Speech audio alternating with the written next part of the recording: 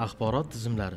Bu IT va biznesni birlashtiradigan zamonaviy yo'nalishlardan biri. Aynan shu soha orqali kompaniyalardagi ma'lumotlar tahlil qilinadi va to'g'ri qarorlar qabul qilinadi. Bu yo'nalishda siz data analitik, biznes analitik yoki IT loyiha menejeri bo'lib ishlaysiz. Ya'ni siz ma'lumotlarni tahlil qilib, kompaniyaga foyda keltiradigan yechimlar ishlab chiqasiz. Bugungi kunda IT mutaxassislariga deyarli barcha sohada ehtiyoj yuqori. IT kompaniyalar, banklar, yirik korporatsiyalar hamda startaplarda malakali IT xodimlariga talab yuqori. Daromad o'rtacha 6-8 milliondan boshlanadi.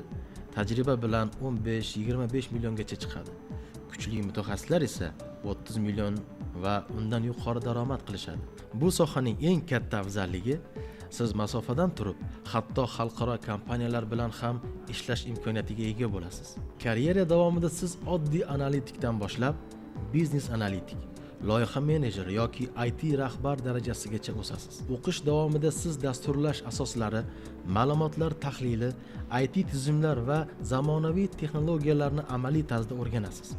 Eng muhimi, TAFUda siz 2-kursdan boshlab IT kompaniyalar va tashkilotlarda amaliyot o'taysiz. Bu degani, siz real loyihalar bilan ishlaysiz va tajriba orttirasiz. Natijada o'qishni bitirganingizda sizda nafaqat diplom, balki haqiqiy ish tajribasi ham bo'ladi. Agar siz IT va biznesni birlashtirib, zamonaviy va yuqori daromadli kasb egasi bo'lishni xohlasangiz, bu yo'nalish siz uchun. Axborot tizimlarini Toshkent Amaliy fanlar universitetida o'rganing va kuchli mutaxassisga aylaning.